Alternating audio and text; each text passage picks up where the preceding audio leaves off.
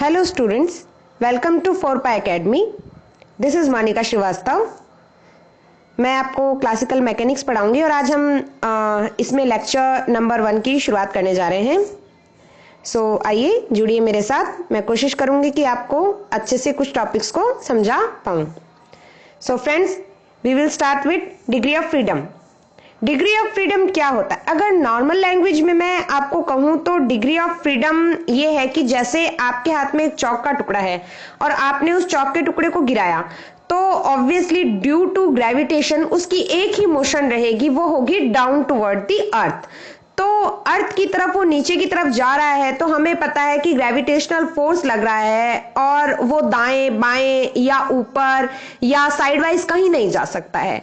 तो उसको हमने कांस्टेंट कर दिया, उसको हमने लिमिट में बांध दिया कि उसको नीचे ही जाना है। और वो लिमिट क्या है? वो लिमिट है हमारा ग्रेविटेशनल फोर्स। सो बेसिकली उस चौक के टुकड़े की डिग्री ऑफ फ्रीडम एक ही हुई, वो सिर्फ नीचे ही जा सकता है, एक ही डायरेक्शन में जा सकता है। तो इस एग्जाम्पल को कंसीडर करते हुए डिग्री ऑफ फ्रीडम क्या होता है? Minimum number of independent motion of system is known as degree of freedom. Minimum number of independent motion of systems, किसी भी सिस्टम की इंडिपेंडेंट मोशन कितनी हो सकती है, वही उसकी डिग्री ऑफ फ्रीडम को डिफाइन करता है। और एक फॉर्मूला भी है जो मैं आपको बता देती हूँ। If there is n number of particle and k number of equation of holonomic constant, then degree of freedom is given by 3n minus k। ये फॉर्मूला आपको याद रखना है, 3n माइनस k। यहाँ k क्या है? k है the number of constant and n क्या है? n है the number of particle. So basically ये आपको करना है अगर n नंबर ऑफ पार्टिकल्स हो तो देखिए फ्रेंड्स, किसी भी पार्टिकल की डिग्री ऑफ फ्रीडम को शो करता हुआ एक छोटा सा डायग्राम आपके सामने है। कोई भी पार्टिकल कितने मोशंस कर सकता है? ऊपर जा सकता है, नीचे आ सकता है, रोल कर सकता है इस तरह से, बैक जा सकता है, फॉरवर्ड आ सकता है, राइट जा सकता है, लेफ्ट जा सकता है, and so on. So these are various degrees of motion of a free particle. Now there are some types of molecules and I am defining here their degrees of freedoms and modes of motion. Now monoatomic, so we are taking example of neon. Monoatomic है neon अपना, तो n equals to क्या हो गया? Monoatomic है तो n equals to 1, number of atom क्या हो गया? 1 हो गया। तो इसकी डिग्री ऑफ फ्रीडम क्या हो गई फ्रेंड्स? देखिए, जो n इक्वल्स टू 1 है और मोनो एटॉमिक है, तो उस पर किसी तरह का कोई लिमिटेशन लग नहीं रहा है, यानी कोई कांस्टेंट लग नहीं रहा है, तो k हो गया यहाँ 0। n 1 है तो इस फॉर्मूला में आप वैल्यू रखिए 3 इंटू 1 माइनस 0। कितना आ गया डिग्री ऑफ फ्रीडम? 3 आ गया। तो डिग्री ऑफ फ्रीडम क्या आ गया दोस्तों? 3 आ गया। वो 3 जो डिग्रीज ऑफ फ्रीडम है, वो उसकी मोशन या मोड्स को कैसे डिफाइन कर रहे हैं हम? तो 3 डिग्री ऑफ फ्रीडम के लिए 3 इसकी ट्रांसलेशनल मोशन होती हैं, रोटेशनल और वाइब्रेशनल होता नहीं है, तो 0 और 0। तो 3 modes of their motion. Now diatomic like HCl, example ले लेते हैं HCl हाइड्रोजन क्लोराइड का। अब इसमें नंबर ऑफ पार्टिकल्स कितने हैं फ्रेंड्स? 2 हैं। 2 है तो हमारा डिग्री ऑफ फ्रीडम कितना हो गया? 6 हो गया। अब 6 को हम मोड्स में डिफाइन करें तो इसमें 3 तो ट्रांसलेशनल मोशन होती हैं, 2 रोटेशनल होती हैं एंड 1 वाइब्रेशनल होती है। और इसी तरह के बाकी के और एग्जांपल्स है like try atomic linear and try atomic non linear. Linear में आ गया हमारा carbon dioxide CO2, non linear में आ गया H2O, तो वाटर हो गया ये। तो देखिए, लीनियर मॉलिक्यूल का मतलब हो गया एक ही लाइन ऑफ एरे में सिचुएटेड है तीनों एटम्स, जैसा कि आप देख सकते हैं C मिड में है और दोनों तरफ ऑक्सीजन है। और नॉन लीनियर में हो गया जो एक ही लाइन में सिचुएटेड ना हो, जैसे वाटर मॉलिक्यूल एक पर्टिकुलर एंगल पर सिचुएटेड होते हैं वाटर मॉलिक्यूल्स में एटम, तो जो है उसके लिए n इक्वल्स टू 3 डिफाइन हो गया। ट्राई एटॉमिक के लिए डिग्रीज ऑफ फ्रीडम दोनों के लिए 9 हो गई, but just modes are changing because for linear atom there will be another modes and for non linear atom there will be some another modes. So this is what degree of freedom in a simple way. Now degree of freedom को show करने के लिए if there is 1 particle, 2 particle, 3 particle and more than 3 particles, कुछ simple notes हैं which are degree of freedom, minimum number of independent coordinate to configure the system. If one particle, degree of freedom 3, 2 particle 5, 3 particle 6, for rigid body 6 degree of freedom. Now for D space. D space अगर आपको ऐसा question एक बार आया है friend, gate के exam में यहाँ से क्वेश्चन आया था, डी स्पेस के लिए डिग्री ऑफ फ्रीडम आपको बताना था, तो वो हो जाएगा d plus d minus 1 plus d minus 2 plus up to 1 plus d. अब यहाँ पर आपके लिए डी की कोई भी वैल्यू हो तो आप इस फॉर्मूला से उसके लिए डिग्री ऑफ फ्रीडम निकाल सकते हैं। This is the general formula. Now degree of freedom को डिफाइन करने का एक फॉर्मूला है डी डी प्लस 1/2। ये फॉर्मूला इसी को शो करता है in a short form. Degree of freedom in D space for n particles for rigid system. तो जैसा कि आपने 11th स्टैंडर्ड में सीरीज पढ़ी होंगी और उनके बायनॉमिनल थ्योरम के बेस पे जनरलाइज्ड फॉर्मूले भी पढ़े होंगे, तो जब हमारी सीरीज कुछ ऐसी होती है and where n less than d होता है, तो जो जनरलाइज्ड फॉर्मूला होता है वो ऐसा होता है, means n/2 first term plus last term. So जब हम इसको जनरलाइज करते हैं तो ये फॉर्मूला आता है। तो बेसिकली हमें यही फॉर्मूला ध्यान रखना है। ये फॉर्मूला किसके लिए है? ये है degree of freedom in D space for n particles rigid system. तो ये फॉर्मूले मैं आपको बताती जा रही हूं। आप एक अपने फॉर्मूला की एक शीट बना लीजिए जिसमें आपको क्लासिकल मैकेनिक्स के सारे फॉर्मूले लिखने हैं और उस शीट को हमेशा अपने पास रखना है जब भी आप क्लासिकल मैकेनिक्स की प्रॉब्लम सॉल्व करें। ये बहुत अच्छा तरीका है किसी भी एग्जाम की प्रिपरेशन करने का related to physics. Now degree of freedom को हम और डिफाइन करते हैं in an another way. Degree of freedom means number of independent parameters needed to completely define a system's position in space। किसी भी सिस्टम की स्पेस में position को जो कंप्लीटली डिफाइन करे वो parameters, number of those parameters are degree of freedom. एक example लेते हैं, पेंसिल इन 3D स्पेस। ये एक पेंसिल रखी हुई है 3D स्पेस में and pencil in 2D space. अब जब हम 3D स्पेस की बात कर रहे हैं तो हम इसकी डेप्थ भी शो करेंगे, means this z parameter. x and y parameter में तो ये पेंसिल रखी हुई है, तो वो तो हो गया हमारा 2D स्पेस। जब हम इसकी डेप्थ या हाइट शो करेंगे, 3D पिक्चर में कन्वर्ट करेंगे, तो 3D स्पेस में इस पेंसिल की थोड़ी सी डेप्थ भी दिखाएंगे, तो वो हो गया z पैरामीटर। यानी कि जब ये पेंसिल या ऐसा ही कोई पार्टिकल रखा हो 3D स्पेस में तो किस तरह से हम डिग्री ऑफ फ्रीडम को शो कर सकते हैं, और 2D स्पेस में तो हम किस तरह से डिग्री ऑफ फ्रीडम को शो कर सकते हैं। मैं आपको एक बात बता दूं कि हम प्लेन पर या पेपर पर 2D प्लेनर सिस्टम्स की ही बात करते हैं। 3D की बात हम सिर्फ अज्यूम कर सकते हैं, हम उसे पेन और पेपर लेकर बना नहीं सकते। सो basically this is good example for 2D space. Okay, now degree of freedom an object in space has 6 degree of freedom। Space में किसी ऑब्जेक्ट की 6 डिग्री ऑफ फ्रीडम होती है। कौन सी होती है 6? Translation and rotational. Translation means movement along x, y and z axis.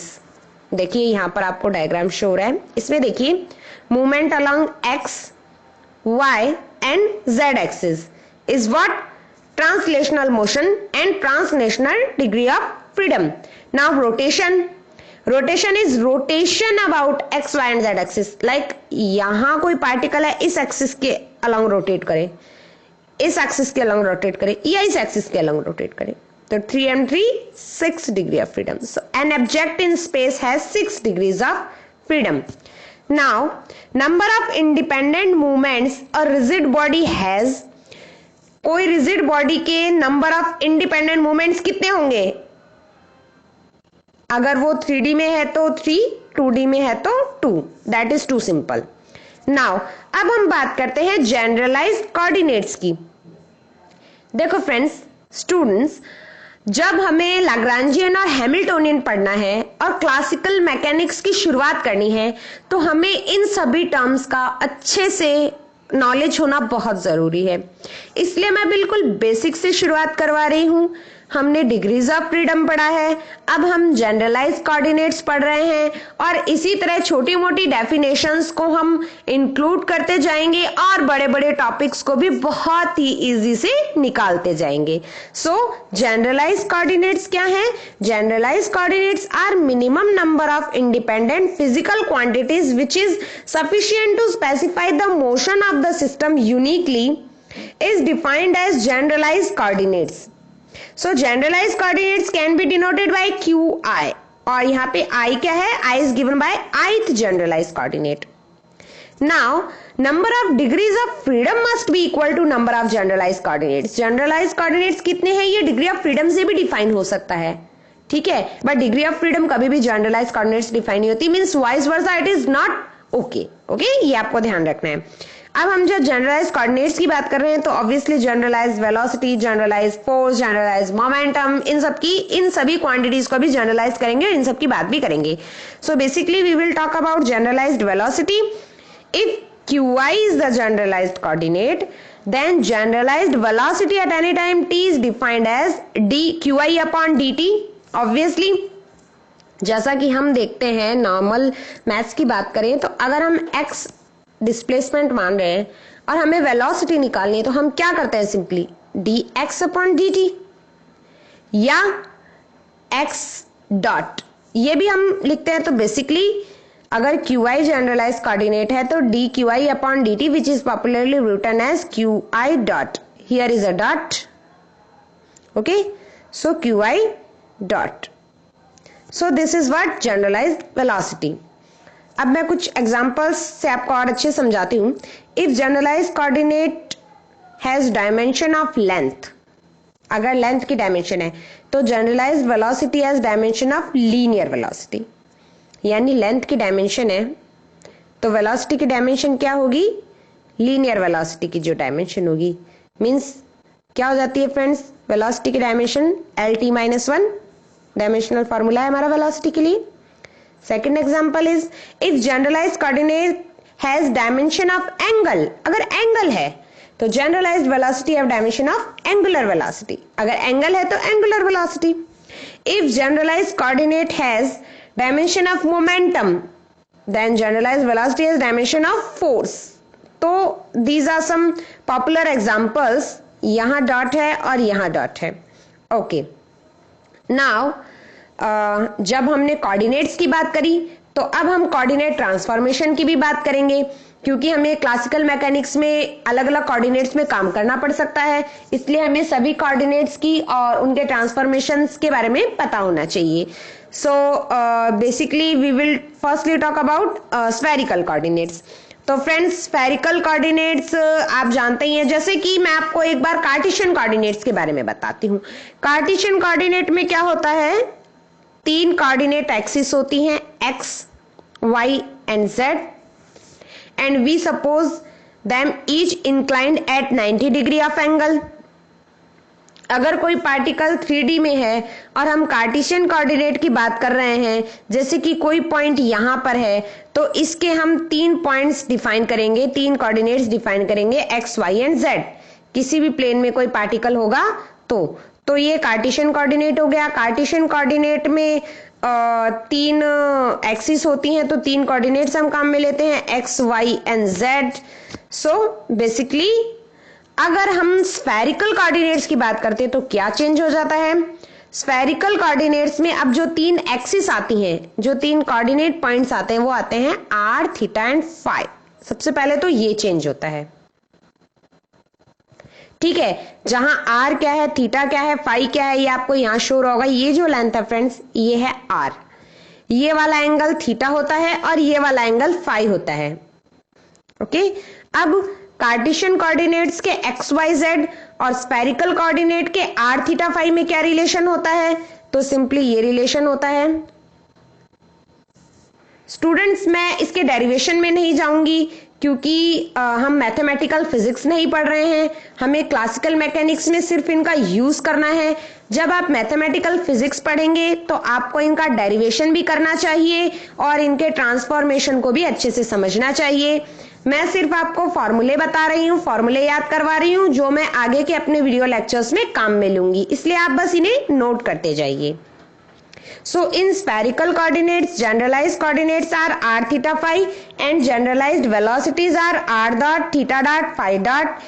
This coordinate can be used in spherical symmetric when two angular and one linear motion is possible and the line element for an infinitesimal displacement from r theta phi to r plus dr theta plus d theta phi plus d phi means displacement. Displacement क्या होगा, r से थोड़ा सा ज्यादा तो r plus d r, theta से displace होगा तो क्या होगा थीटा प्लस डी थीटा, और फाई से डिस्प्लेस होगा तो क्या हो जाएगा फाई प्लस डी फाई। तो फ्रेंड्स डिस्प्लेसमेंट का जो फॉर्मूला आएगा वो ये आएगा, ये भी नोट करना है, d r equals to d r r cap plus r d theta theta cap plus r sine theta phi cap. So basically this is what spherical coordinate system. Now second is cylindrical coordinate system. तो cylindrical coordinate system में जो तीन coordinates होते हैं या coordinate points होते हैं वो होते हैं फ्रेंड्स r, phi और z। इनसे हम शो करते हैं cylindrical coordinates को, और cylindrical coordinates और cartesian coordinates में जो ट्रांसफॉर्मेशन होता है वो ये होता है x equals to r cos phi, y equals to r cos phi, z equals to z. It is x equals to r sin phi. I think there is some mistake. X equals to r sin phi, y equals to r cos phi and z equals to z. In cylindrical coordinates, generalized coordinates are r phi z and generalized velocities are, जो generalized velocities होंगी obviously मैंने अभी आपको बताया कि one time derivative होगा r dot theta dot phi dot. Now these are simple system types and their degrees of freedom and their generalized coordinates. तो ये टेबल मैं आपको बताती हूँ कैसे बनी है। सबसे पहले हम एक सिस्टम एग्जांपल लेते हैं। First, simple pendulum of length L and constant to move in plane. एक सिंपल पेंडुलम है जिसकी लेंथ L है और उसको एक प्लेन में मूव करने के लिए लिमिटेड किया गया है। इसके लिए डिग्री ऑफ फ्रीडम क्या होगी फ्रेंड्स, क्योंकि इक्वेशन ऑफ कांस्टेंट क्या हो जाएगा आपका r equals to l, length कितनी है l ही है, सिंपल पेंडुलम है इसलिए हम इसको स्फेरिकल कोऑर्डिनेट में कंसीडर करेंगे। तो जनरलाइज कोऑर्डिनेट क्या हो जाएगा हमारा थीटा हो जाएगा, इसका डिग्री ऑफ फ्रीडम 1 होगा। सेकंड होगा हमारा motion of particle in x y plane, x y plane है तो ऑब्वियसली डिग्री ऑफ फ्रीडम क्या हो गया 2 हो गया, और एक्स वाई प्लेन है तो ऑब्वियसली कार्टेशियन कोऑर्डिनेट की बात कर रहे हैं तो जनरलाइज कोऑर्डिनेट क्या हो गए एक्स एंड वाई हो गए। नेक्स्ट सिस्टम जो है हमारा third, particle constant to move on inner surface of circular ring of radius a. Ring, circular ring, obviously spherical coordinate की बात कर रहे हैं तो जनरलाइज कोऑर्डिनेट हो गया हमारा थीटा एंड सर्कुलर रिंग है, रेडियस है a और पार्टिकल इनर सरफेस पे मूव कर रहा है। तो सपोज कीजिए कि एक इनर सरफेस, किसी रिंग की इनर सरफेस पे पार्टिकल मूव कर रहा है तो उसके जो इक्वेशन ऑफ कांस्टेंट रहेंगे वो r इक्वल्स टू a हो जाएगा और उसके लिए डिग्री ऑफ फ्रीडम हो जाएगी 2। एज अ प्लेन कंसीडर करेंगे इसको हम। और भी बहुत सारे सिस्टम हैं जैसे कि double pendulum of constant length L1 and L2। Double pendulum कैसा दिखता है फ्रेंड्स, ये आप और आगे अच्छे से सीखेंगे। जैसे ये एक पेंडुलम है और इसी से नीचे एक पेंडुलम और लटका हुआ है तो ये जो सिस्टम हो जाता है ये डबल पेंडुलम सिस्टम हो जाता है। हम इसी फर्स्ट सेक्शन में ही, हमारे कोर्स के सेक्शन नंबर 1 में ही इसको अच्छे से समझेंगे। ऐसे सिस्टम की हम बात करेंगे बहुत विस्तार से। So double pendulum of constant length L1 and L2 constant to move in a plane, plane की बात हो रही तो डिग्री ऑफ फ्रीडम 2 हो गए एंड कांस्टेंट इक्वेशंस ये हो गई आपकी, phi1 phi2 कांस्टेंट हो गया। बेसिकली 2 जनरलाइज कोऑर्डिनेट हो गए स्फेरिकल सिस्टम ने। देन हम बात करेंगे अटवुड मशीन। अटवुड मशीन क्या होती है ये भी आपको अगले वीडियो लेक्चर्स में बहुत अच्छे से पता चल जाएगा। इसके लिए डिग्री ऑफ फ्रीडम 1 हो गए and Q1 equals to Y1 हो गया इसका जनरलाइज कोऑर्डिनेट। एंड ये एटवुड मशीन के लिए कुछ पैरामीटर्स हैं, length of rope and etcetera, उस हिसाब से ये डाला हुआ है, ये आपको बाद में समझ आएगा। सो इसकी बात एक बार नहीं करते हैं। Canonical pendulum of length l and dumbbell shape and spring pendulum, ये सब these are various types of systems which we will talk in further video lecture. So just wait. And अभी आपको सिर्फ ये सीखना है कि जनरलाइज कोऑर्डिनेट्स क्या है, डिग्री ऑफ फ्रीडम क्या है, डिग्री ऑफ फ्रीडम्स को किसी सिस्टम में कैसे डिफाइन करना है, एंड एटसेट्रा एटसेट्रा। अब एक important topic, that is constants of motion, यानी किसी पार्टिकल की मूवमेंट में हमने कितनी रेस्ट्रिक्शंस लगाई हैं, उसे ही हम बोलेंगे कांस्टेंट ऑफ मोशन। जैसे सिंपली कोई इंक्लाइंड प्लेन पर एक बॉल लुढ़कती हुई जा रही है और हमने उसके सामने अपना हाथ रख दिया, एक बैरियर लगा दिया, वो बॉल वहीं रुक जाएगी। अब वो लुढ़कते हुए नीचे नहीं जा सकती, वो थोड़ी देर रोल करेगी या फिर अचानक से रुक जाएगी, या फिर हमने उसकी डायरेक्शन को चेंज कर दिया चलते चलते। ये सब होता है कि हमने उस पर लिमिट्स लगाई, हमने उसकी मूवमेंट को रेस्ट्रिक्ट किया, और इसे ही हम क्लासिकल मैकेनिक्स की लैंग्वेज में कांस्टेंट ऑफ मोशन बोल रहे हैं। So basically in most of the system there are present certain restriction or limitations. These restrictions are called constant of motion. These present in velocity, position and time. The equation of constant ऐसे लिखी जाती है, star लगा दीजिए, important equation है, f r1 r2 up to r1 dot r2 dot and so on equals to 0. r1 r2 क्या है, हमारे displacement generalize coordinates, r1 dot r2 dot क्या हो गया, वेलोसिटी की फॉर्म में आ गया। अब there are various types of constants, तो हमने इनका क्लासिफिकेशन कर दिया। तो सबसे पहले हम बात करते हैं होलोनोमिक कांस्टेंट की। ये जियोमेट्रिकल या इंटीग्रेबल कांस्टेंट होता है। होलोनोमिक कांस्टेंट क्या होता है students? Just if velocity is not present in equation of constant then this type of constant is called holonomic constant. अगर वेलोसिटी ना हो तो वेलोसिटी के लिए r1 डॉट r2 डॉट था, ये हटा दीजिए। सो बेसिकली हमारा टर्म ऑफ एक्सप्रेशन क्या बन गया, f r1 r2 up to t equals to 0। This is holonomic constant. इसका एग्जांपल देखिए, रिजिड बॉडी। कोई रिजिड बॉडी है, जैसे कि ये दो पार्टिकल्स हैं, एक दूसरे के साथ इस तरह जुड़े हुए हैं और यूं ही घूमने के लिए लिमिटेड है। हमने इनको एक लिमिट लगा दिया कि ये पार्टिकल सिर्फ इस तरह से घूम सकते हैं। तो इस टाइप का जो हमारा कांस्टेंट होगा वो हो गया होलोनोमिक कांस्टेंट। इसके लिए इक्वेशन ऑफ कांस्टेंट क्या हो गया, r1 r2 या ri rj and rij mode of square fix हो गया, क्योंकि देखिए ri rj है क्या, ये यहां से यहां तक की डिस्टेंस है जो कि फिक्स है, कभी भी चेंज नहीं हो सकती। ठीक है। सेकंड जो हमारा सिस्टम है that is motion of simple harmonic pendulum. एक सिंपल हार्मोनिक पेंडुलम का जो मोशन है, ये पेंडुलम यहां से यहां जा सकता है, यूं जा सकता है, तो ये पेंडुलम सिर्फ इसी तरह से मोशन कर सकता है, इसके अलावा इसकी कोई मोशन नहीं हो सकती। बेसिकली इसके लिए लेंथ क्या है, हमेशा सेम रहेगी, यहां भी लेंथ सेम रहेगी, तो इस पे भी क्या है, कांस्टेंट है। तो कंडीशन ऑफ कांस्टेंट क्या हो गई, x square plus y square equals to l square which is fixed और z equals to 0। So basically this is also holonomic constant. अब हम बात करते हैं second which is non holonomic constant. It can also be called differentiable और non integrable constant. इसका definition क्या है, if the condition of constant are not holonomic then it is non holonomic. That is too simple. अगर holonomic नहीं है तो non holonomic है। Means वहां पर हम क्या कर रहे थे, वेलोसिटी की टर्म्स को हटा रहे थे।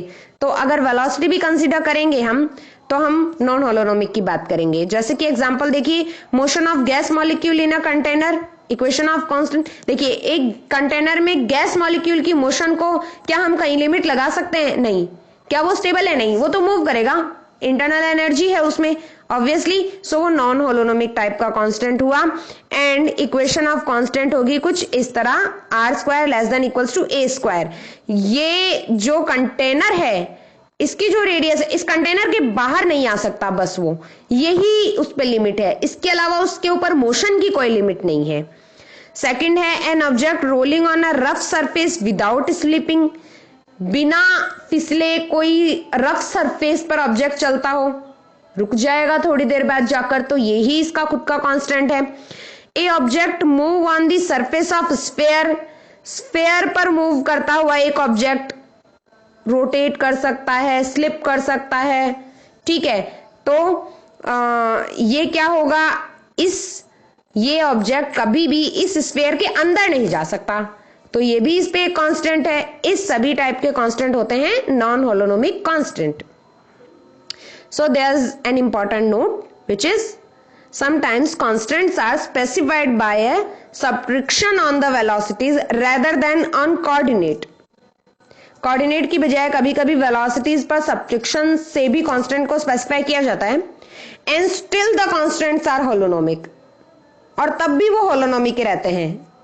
तो the fact is that the velocity equations are integrable to yield relation similar to this equation, यानी उन जो वेलोसिटी इक्वेशंस जो हमें मिलती हैं उन्हें भी हम इंटीग्रेट कर सकते हैं इस इक्वेशन में। तो ऐसे जो सिस्टम होंगे उन्हें हम होलोनोमिक कांस्टेंट ही कहेंगे, चाहे वेलोसिटी डिफाइन हो।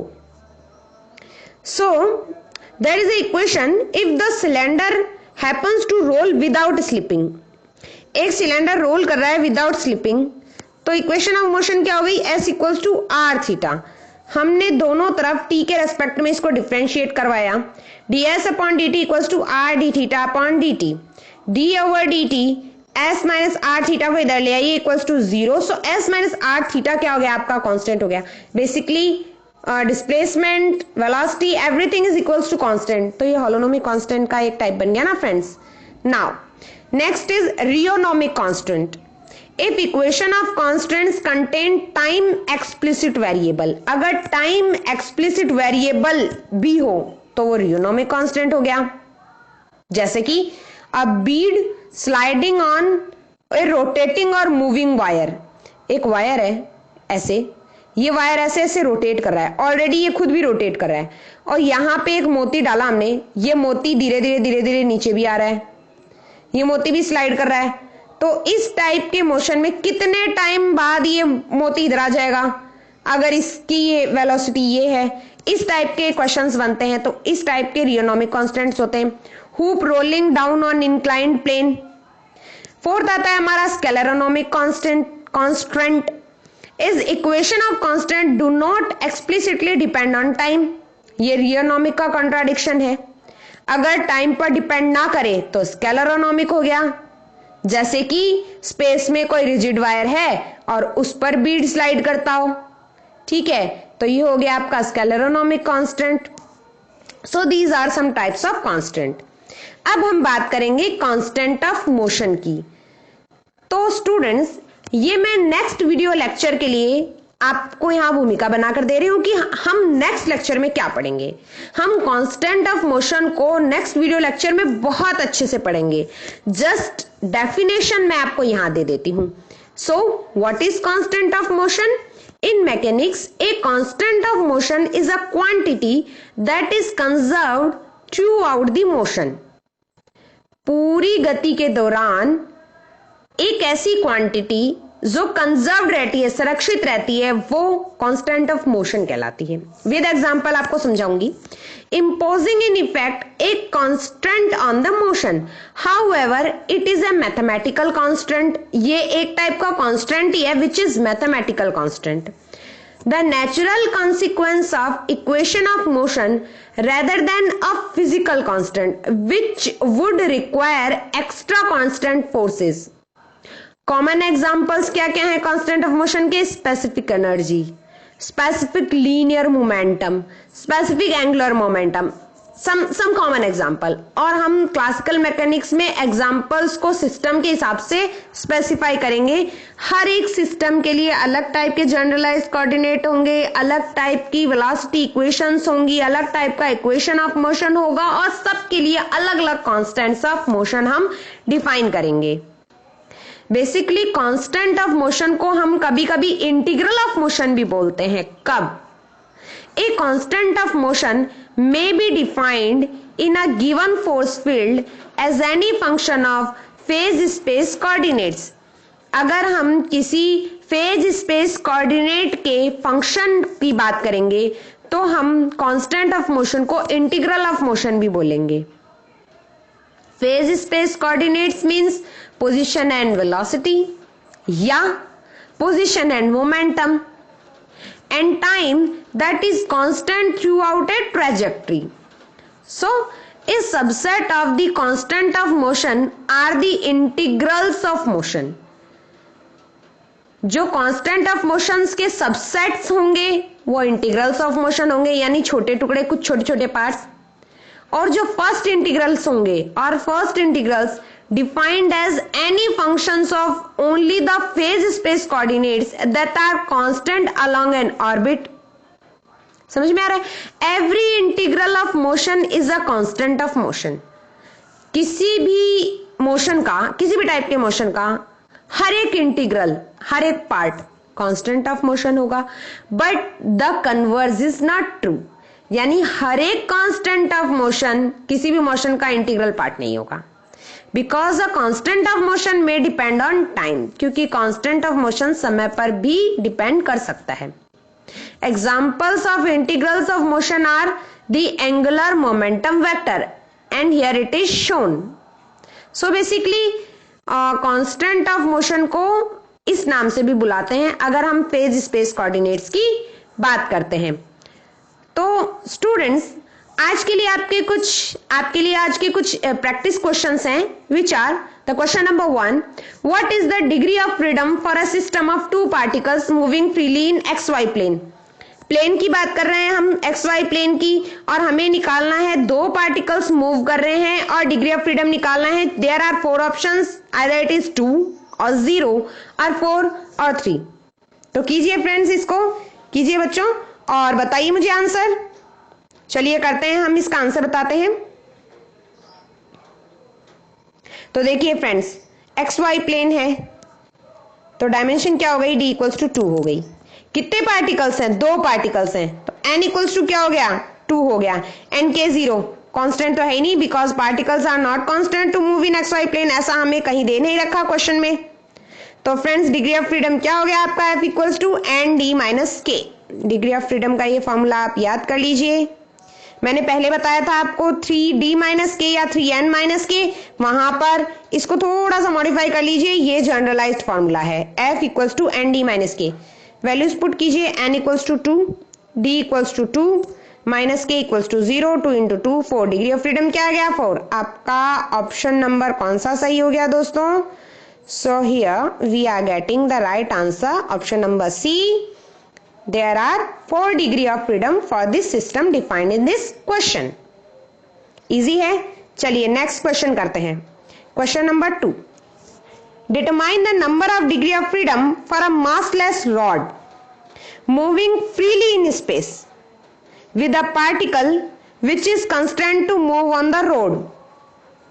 एक massless rod है जो स्पेस में फ्रीली मूव कर रही है, और एक पार्टिकल है जो इस रॉड पर मूव कर रहा है. ये पार्टिकल यहां भी जा सकता है. रॉड पर मूव कर रहा है तो ये पार्टिकल 2 ही टाइप से मूव करेगा, या तो नीचे की तरफ या तो ऊपर की तरफ. तो ऑब्वियसली 2 कांस्टेंट ऑफ इसके मोशन हो गए. ठीक है, 2 कांस्टेंट हो गए, तो हमारे लिए क्या आ गया, पार्टिकल के लिए 2 आ गया. रॉड के लिए हमें डिफाइन करना है फ्रीली मूव कर रही है स्पेस में, तो स्पेस में फ्रीली मूव कर रही है, तो स्पेस में कोई भी पार्टिकल फ्रीली मूव करता है तो उसके लिए डिग्री ऑफ फ्रीडम कितना हो जाता है, बेसिकली 3 हो जाता है. तो देखिए हम इसको कैसे करेंगे, 3N minus K, 3 into system के लिए देखिए फ्रेंड्स आपके पास N कितने हैं, rod and that particle 2, minus K कितना है 2, 3 इंटू 6 माइनस 2 क्या आ गया आपके पास, डिग्री ऑफ फ्रीडम 4 आ गया. सो this is what the answer is 4. ये एग्जाम्पल्स दोस्तों मैंने जेसी उपाध्याय की बुक से उठाए हैं, तो आप वहां देख सकते हैं, और ऐसे बहुत सारे एग्जाम्पल्स आपको करने हैं. The question number 3 is 2 particles are connected by a rod of variable length L equals to FT. What is the nature of constant? ये क्वेश्चन कांस्टेंट के लिए. So the constant is mod of R1 minus R2 square equals to F square T. ऐसा जो same equation है ये मैं आपको इसी वीडियो लेक्चर में पहले बता चुकी हूँ। ये किस टाइप का मोशन हो जाएगा, होलोनोमिक एंड रियोनोमिक कांस्टेंट हो जाएगा। रियोनोमिक इसलिए क्योंकि कांस्टेंट का नेचर अगर हमें टाइम डिफाइन ना हो तो रियोनोमिक होता है, सॉरी टाइम डिफाइंड हो तो रियोनोमिक होता है बेसिकली। और होलोनोमिक इसलिए क्योंकि यहाँ पे वेलोसिटी की बात नहीं हो रही है। Okay, and this is question number 4। ये क्वेश्चन आपको करना है। ये 4 क्वेश्चंस हैं, आपको इनके लिए डिग्री ऑफ फ्रीडम बताने हैं। ए particle moving on a space curve के लिए, 4 particles moving freely in space के लिए, 3 particles connected by 3 massless rigid rod के लिए, और a rigid body having 2 points के लिए। ये इन चारों सिस्टम्स के लिए आपको बताने हैं डिग्री ऑफ फ्रीडम कितने होंगे। आप अपने आंसर्स कमेंट बॉक्स में लिख सकते हैं, तो जरूर बताइएगा दोस्तों ये लेक्चर आपको कैसा लगा। अगर आपको समझ में आ रहा है तो कोर्स से जुड़े रहिए और आगे हम बहुत अच्छी अच्छी बातें सीखेंगे। So this was all for today. Thank you for watching. Keep studying, stay tuned. Thank you.